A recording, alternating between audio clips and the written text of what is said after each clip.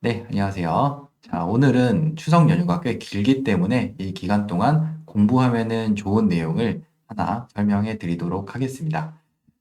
크게는 이제 세력주의 메커니즘을 좀 이해를 하기 위해서 오늘 내용을 좀 설명드리려고 합니다.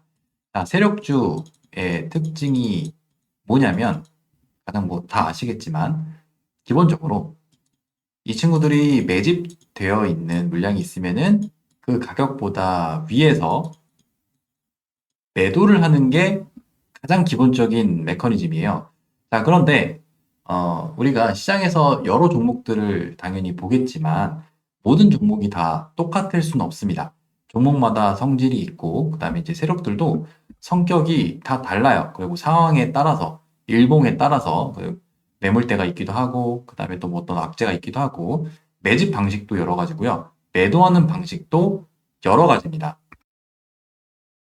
자, 그런데 공통적으로 갖고 있는 성질이 뭐냐면 매집 구간은 물론 이제 여러 가지 매집 방법이 있겠지만 보통은 싼 가격에서 조용히 이루어지고요.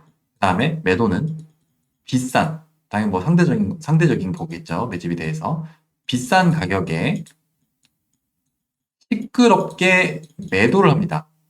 자, 그 말이 뭐냐면 일반적으로 우리가 매매를 하다가 손실을 보는 이유에 대해서 생각을 해보면은 매집하는 구간에서 잘못 매매하다가 뭐더 싸진 가격이 있으니까 그런 데서 이제 손절하는 경우도 있겠지만 거의 95% 이상은 비싼 가격에서 시끄러울 때, 그러니까 세력 입장에서는 매도, 우리에게 물량을 떠넘길 때 매매하다가 큰일 나는 경우가 보통 90%, 오히려 이제 100%라고 생각할 수 있는데 보통 95% 정도가 돼요.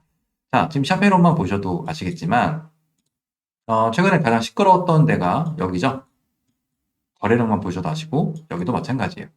자, 거래량이 이렇게 많이 터지게 됐을 때는 많은 투자자들이 이 종목을 집중하기 때문에 이런 데서 또 매수가 많이 들어옵니다. 또 이런 데도 마찬가지고. 자, 이제 그런 구간들 이후에 어떤 자리가 나왔냐 보면은 밀려요. 밀립니다. 그래서 우리가 추격 매수를 하면은 죽을 수밖에 없는 이유가 이런 경우를 만나기 때문이에요. 물론 이제 추격 매수해서 더 가는 경우도 있습니다. 이제 그런 건 제외하고 가장 원리적인 부분을 좀 설명을 해드리면은 두 가지를 좀 설명을 해드릴 수가 있을 것 같아요. 자, 우리가 어떤 양봉을 보게 돼요. 그 상한가를 가든지 아니면 이제 거래가 많이 터지는 당연히 뭐 이슈가 있겠지만 그런 양봉이 나오게 되면은 거의 95% 거의 저는 99% 생각하는데 그런 양봉이 나오면요. 개인들에게 물량을 넘기는 캔들일 가능성이 높습니다. 네. 근데 이제 그 상황에서도 더 가야 되는 종목인가 아닌가 이제 그거를 좀 구분해야 되는데 가장 기본적인 그거예요. 어쨌든 특정 가격대 위에서 세력들도 정리를 해야겠죠. 자, 그죠? 그러면 두 가지로 나눌 수가 있어요. 첫 번째는 매집 구간이 보이는 종목이 있고요. 매집 구간이 안 보이는 종목이 있습니다. 이게 무슨 말이냐면은 매집이라는 거는 반대로 얘기해서 우리 세력들은 물량을 매집하지만 우리는 그 물량을 팔 거 아니에요. 그죠? 이전 영상에서 설명드렸죠. 그러면 파는 자리가 있었다면은 그건 매집이 보이는 거고 없었다면은 안 보이는 거예요. 그래서 뭐 예시를 들면은 그린 생명과학의 경우 이런 구간들을 보면은 자, 이 친구가 지금 딱 보면 아시겠지만 여기서 한번 물량들을 싹 다 팔았어요. 자, 그러면 여기에서 이렇게 팔았다는 건 뭐예요? 이 밑에서 매집을 했다는 거죠. 그죠? 결과론적으로 보면 그렇죠. 근데 지금 이 상태에서 지금 이 흐름이 나오기 전에 자, 이 상태에서 여러분들이 이 종목이 매집하고 있다는 거를 알 수가 있습니까? 물론 여기에서 이렇게 물렸던 사람들이 오랜 기간 떨어지면서 고통스러워서 이제 손절을 많이 할 거예요. 근데 이런 구간에서 세력이 만약에 안 사면 그대로 주가가 무너집니다. 어떻게 될지 몰라요. 또 오랜 기간, 몇 년 또 횡보하는 것도 있고, 그건 우리가 뭐 알 수 있는 방법이 없어요. 그런데 문제가 뭐냐면, 이런 구간에서도 어쨌든 세력들은 매집을 합니다. 이제 그걸 우리가 알 수 있는 방법을 찾는 게 저희가 해야 될 일인데, 그걸 모르면은 어쩔 수 없이 그냥 이 친구들은 이런 흐름이 나오면은 매집을 했던 물량들을 팔아먹는 거예요. 결국에 앞에 매물대까지 이제 올라서 팔아먹고 얘네들한테 수익 주면 안 되니까 거기서까지 팔아먹고 마무리가 되는 거예요. 뭐 여기서 또 어떻게 될지 모르지만 지난 이제 5월, 6월 달에 코로나 또 이슈가 있었으니까 그런 데서 팔아먹는 겁니다. 그러니까 이런 데서 매매를 하다가 보통 손절을 못하고 물리게 되는 케이스가 많아요. 자, 그런데 어떤 경우에 대해서는 특정 구간에서 이 친구들이 매집을 했을 힌트를 주는 것들이 많이 있습니다. 그러면 다시 설명을 드리면은 뭐 여기가 박스가 매집이라고 하면은 이 구간 위로 분명히 올라오는 시간이 있을 거예요. 어떤 방식으로든 매집 구간이 있으면은 그 위로 올라오는 시간이 있단 말이에요. 그러면 기본적으로 매집 물량을 가지고 위에 올려서 매도를 하겠다는 거죠. 물론 이제 그 방식은 여러 가지가 있습니다. 그리고 일봉 상황에 따라서 다 다르지만 공통적으로 갖고 있는 게 뭐냐면은 이런 데서는 사람들이 조용하니까 손절을 많이 하고 이런 데서는 매도를 해야 되니까 굉장히 시끄럽게 해요. 이 종목이 정말 좋고 그다음에 지금 호재로 인해서 이 기업의 가치가 계속 올라갈 거라고 과장 광고를 합니다. 당연히 재료가 있으니까 오르고 그런 자리에서 더 오를 수도 있어요. 그건 압니다. 근데 세력주에서는 그 세력이 준비한 만큼만 올라요. 그렇기 때문에 얘 입장에서도 지금 어느 구간에서 매집을 했으니까 올랐을 때 이 매물대 이상은 오를 이유가 없는 거예요. 단번에. 왜냐면 단기 이슈니까 코로나 같은 거는 또 예전처럼 막 그 창궐하지가 않으니까 길게 가져갈 수가 없단 말이에요. 그래서 매집 구간을 알 수 없는 종목들, 예를 들어 모비스 같은 경우도 얘도 지금 이렇게 내려가는 구간에서 매집을 했으니까 이게 나와주는 거거든요. 그럼 이런 구간에서 시끄럽게 하면서 사람들이 많이 매수를 하잖아요. 이런 데서는 뭐 상황에 따라도 다를 수도 있겠지만 보통은 밀리는 게 정상입니다. 여기 이제 분봉을 보면은 9월 1일 날짜로 해서 분봉을 보시면 전날에 이제 거래가 많이 터졌죠. 1분봉으로 보더라도 1시 이후부터 막 계속 올려요. 몇 시간씩. 그 다음 날에도 이런 구간 또 돌파를 가면은 사람들이 많이 산단 말이에요. 그러니까 여기에서 물량들을 넘깁니다. 넘겨요. 그러니까 이런 구간들이 나오게 되면은 우리가 매매를 할 때 굉장히 까다로운 거예요. 그렇다고 이 친구가 매집 구간이 확정적으로 보이는 것도 아니고 애매하단 말이에요. 그러니까 이런 데서는 매매를 할 수가 없어요. 어떤 경우에서도. 왜냐면 여기다 지금 개인 투자자가 여기서 많이 매수를 했잖아요. 그러니까 매집 구간이 있으면은 내가 이 친구가 그만한 매도 구간이 나와야 된다. 매도 거래량이 나와야 된다. 그 기준이 있잖아요. 예를 들어 100만 주를 이 밑에서 매집을 했어요. 그죠? 근데 만약에 이 양봉에서 20만 주밖에 못 팔아왔어. 그럴 자리예요. 그럼 어떻게 돼요? 당연히 80만 주를 팔려고 더 올라야겠죠. 그러면 내가 눌린 매수를 하거나 아니면 어떤 뭐 스윙 투자를 하거나 그런 투자를 할 수가 있단 말이에요. 근데 얘가 지금 여기서 100만 주를 샀는지 10만 주를 샀는지 그런 기준이 아예 없는데 사람들은 많이 살 자리가 이미 나왔어요. 그러면은 내가 어떤 기준을 잡고 매매를 할 수가 없는 거예요.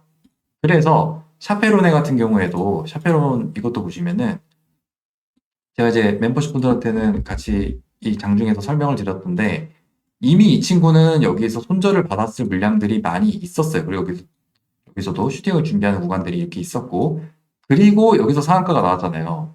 여기서 자 그럼 뭐예요? 이 친구가 어떤 매집 박스권이 이렇게 있다고 칩시다. 예, 매집이에요. 그러면 위에 올려서 매도를 할 때는 어쨌든 시끄럽게 해야 돼요. 이 종목이 뭐 항암 관련해서 뭐 임상이 있었나 봐요. 이제 저는 뉴스는 정확히 기억 안 나는데 그 이슈가 있었습니다. 얘 말고 얘도. 그래서 상한가가 나왔어요. 그래서 이때 이제 설명드렸던 게 얘는 어떤 방식으로든 위에서 거래량이 많이 터져야 된다고 했어요. 왜? 매집 구간이 있으면은 당연히 매도를 하면서 이슈를 터뜨리고 정리를 해야 된단 말이에요. 그래서 그런 구간이 다음 날에 나와 준 거예요. 얘는 어떤 특징이 있죠? 내가 이 슈팅이 나와야 하는 매집 구간을 내가 확정적으로 생각을 할 수가 있습니다. 얘는 그런 종목이에요. 그리고 올릭스의 경우에도 이것도 이제 제가 여기서부터 계속 해석을 해드렸던 종목인데, 이 종목의 경우에는 신고가 물량을 전체를 다 매집한 종목입니다. 지금 보시면 아시겠지만 한 6만 원대 밑으로 이제 가격대가 다 신고가잖아요. 네, 그 신고가 물량을 싹 다 매집을 해가지고 지금 6만 원보다 이제 위에서 여기 지금 제가 그은 선 있잖아요. 여기보다 위에서 슈팅을 만들면서 정리를 하는 거예요. 그러니까 지금 이 상황에서는 물론 얘가 이것보다 더 올릴 수도 있어요. 슈팅이 뭐 몇 번, 세네 번, 네 번 더 나올 수도 있고 20만 원까지도 갈 수 있습니다. 충분히 그런 힘이 있는 거예요. 하지만 여기서 중요한 게 뭐냐면 분명히 세력주라는 거는 매집 구간이 존재를 하고 표시를 하면은 매집 구간이 이렇게 존재를 하고 매도를 하는 구간이 이렇게 나눠져 있단 말이에요. 그런데 사람들은 물론 이 종목 같은 경우에는 매집 구간이 이렇게 많이 보이니까 그만큼 매도 구간도 나와줘야 되는 게 맞아요. 근데 이 구간이 얘처럼 이렇게 명확하게 보이지 않는 경우가 거의 80% 이상입니다. 그렇기 때문에 우리가 주의해야 되는 게 뭐냐면 어떤 구간에서 사람들이 많이 매수할 수 있는 자리가 나왔다고 한다면 내가 만약에 어떤 매집 구간을 확인할 수 있으면 거기에 대해서 충분히 나왔는가를 생각해 볼 수가 있어요. 그런데 그런 것들이 판단되지 못하는 상황에서 많은 사람들이 매수가 들어왔으면요. 그 종목은 일단은 매매를 조금 더 후순위로 미루는 게 좋습니다. 최근에 종목들을 보면은 우리 기술 투자도 그래요. 이 종목 같은 경우에는 이제 뭐 비트코인이나 그다음에 이제 가상화폐 관련 이슈가 있을 때마다 최근에는 뭐 스테이블 코인 이슈가 있었지만 그럴 때마다 한 번씩 이렇게 슈팅 구간이 좀 나와줘요. 그러면서 매물대를 맞고 이제 팔거나 이제 그런 흐름인데 자, 이 친구도 그래요. 이 친구가 9월 25일인가 이때 네이버 관련 이슈가 있어가지고 그 두나무랑 이렇게 급락이 나왔습니다. 이때 급락이 나올 이유도 없었어요. 얘가 이제 두나무 그 보유 지분이 좀 있는 친구인데 이렇게 급락이 나왔습니다. 자, 그때 이제 상황을 보면은 이 친구가 지난 하락을 돌리면서 여기서 이렇게 막 매집을 하는 듯한 흐름들이 있어요. 그죠? 그러면 우리가 어떤 박스권을 그어볼 수가 있거든요. 예를 들어 한 요 정도 박스권을 그어볼게요. 자, 여기서는 사람들이 이 종목을 집중하지도 않고요. 많이 사지도 않아요. 그러니까 이런 구간을 이제 결과적으로 매직 구간으로 볼 수가 있는데 그리고 또 이런 틈에도 나오고 그 다음에 여기에서 양봉이 나옵니다. 거래가 맞아? 5,500억 터져요. 그리고 다음 날도 한 3,700억 정도 터져요. 그러니까 통합해서 한 9천억 정도, 그죠? 9,200억 정도 더 발생을 했어요. 자, 그러면 만약에 이제 여기가 매집 구간이라고 보면은 이 9,200억 정도, 뭐 한 9천억이라 합시다. 9천억이라는 거래 대금에서 충분히 나갈 수가 있죠. 이거 뭐 정확하게 우리가 이 친구들의 계좌는 모르지만 여기에서 물량이 나갈 수 있단 말이에요. 그리고 그만한 이슈도 있었고. 그러면은 일단은 우리가 매매를 주의해야 됩니다. 물론 얘가 그 두나무 관련해가지고 지분도 있고, 그다음에 관련 이슈도 계속 유지될 수도 있어요. 그런데 앞에서도 제가 설명을 드렸지만 이미 수많은 개인 투자자들이 여기서 많이 들어왔어요. 물론 여기 있던 매물을 다시 받아서 나중에 갈 수 있습니다. 그러면 그 나중에 보면 되잖아요. 지금 본다는 거는 이 사람들이랑 똑같이 매매를 하겠다는 거예요. 물론 여기에서 밀린 다음에 다시 만들어 갈 수도 있어요. 그럼 그때 보면 되는 거예요. NHN KCP도 마찬가지예요. 이 친구가 이제 네이버 관련 인포가 있는데, 자, 이 친구도 이 양봉을 만들어냈을 때, 제가 이 양봉보다 돌파가 안 나오고 차라리 그냥 옆으로 이렇게 가면 좋다고 설명을 해드린 적이 있습니다. 근데 얘는 다음날에도 거의 9천억 이상의 거래대금이 발생을 했죠. 여기서, 그죠? 한 이틀 쳐가지고 엄청 많이 다쳤죠. 그러니까 이런 데서 생각을 해야 돼요. 이 친구가 우리가 뭔가 기준을 둘 만한 매집 구간이 지금 잘 보이지도 않고 여기에 많은 개인들이 들어왔단 말이에요. 물론 여기서 이렇게 뭐 돌려서 더 갈 수도 있습니다. 그거는 그때 가서 판단하는 거예요.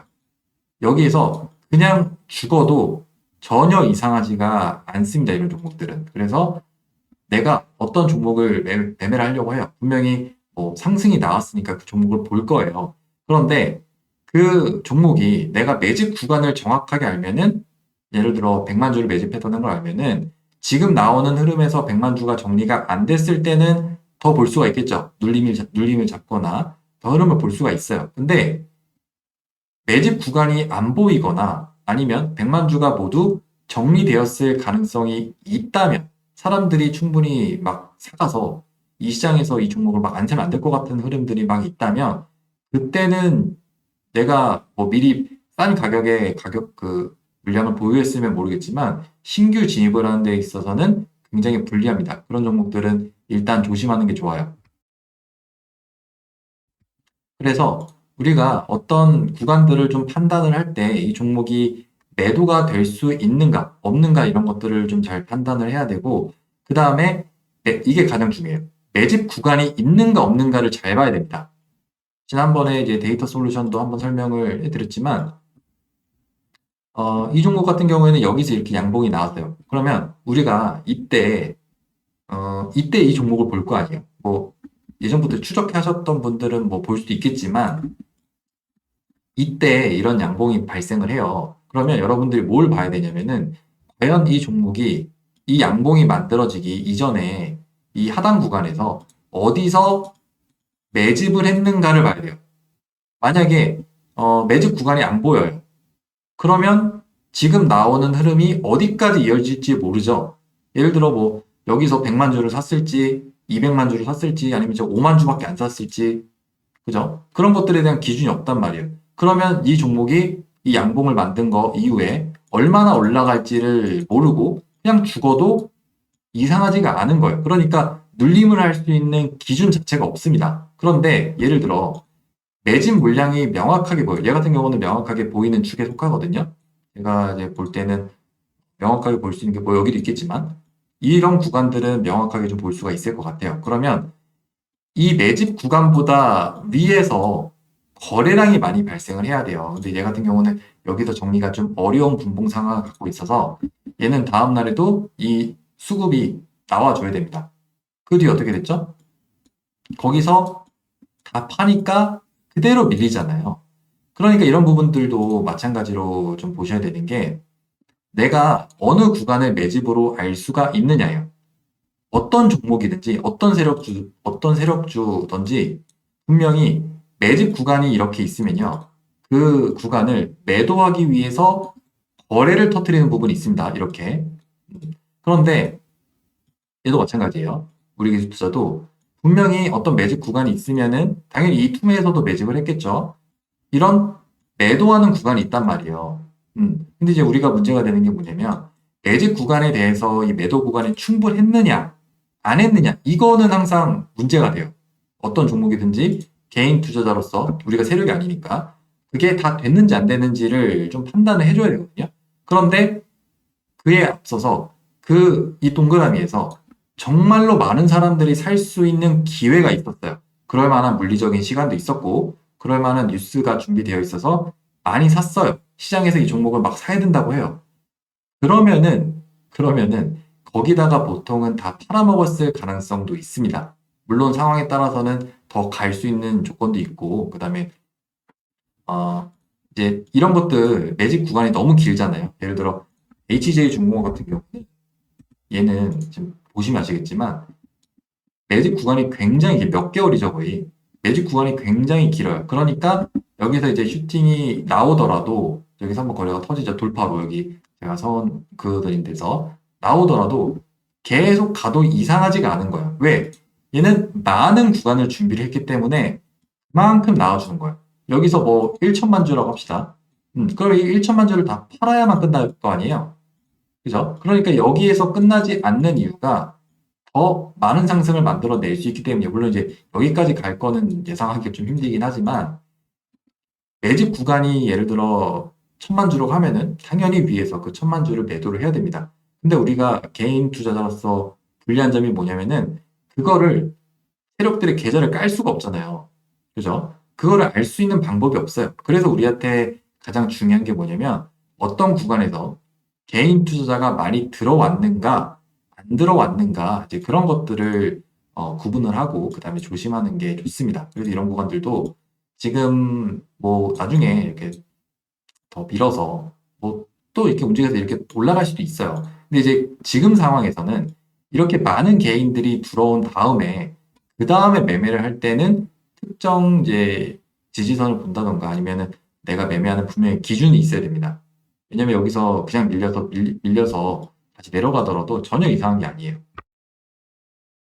근데 이제 그것도 재료에 따라 또 다른 거니까 또 판단을 해줘야 되지만 일단은 매도를 할 수 있는 구간이 나왔지만 거기에서 사람들이 많이 살 수 있으면은 그런 것들은 주의하는 게 좋습니다. 내가 매집 구간을 확신할 수 있으면은 그만큼의 상승을 기대할 수 있지만 보통은 이제 그런 부분들이 좀 어려운 경우가 많으니까 사람들이 많이 사면은 일단 조심하면 좋습니다. 제가 이거를 계속 강조하는 이유가 있습니다. 그런 구간들을 좀 조심을 해줘야 돼요. 두산 퓨어스도 마찬가지죠. 여기에서 이제 또 이 매물대를 돌파하면서 이런 데서 또 많이 산단 말이에요, 사람들이. 이 종목은 제가 여기서 설명을 드리면서 이 라인보다 위에서 거래가 터지면은 정리가 되는 거니까 조심하라고 이때도 설명을 해드렸습니다. 그래서 이런 돌파 구간이 이렇게 쭉쭉 나와주는 거예요.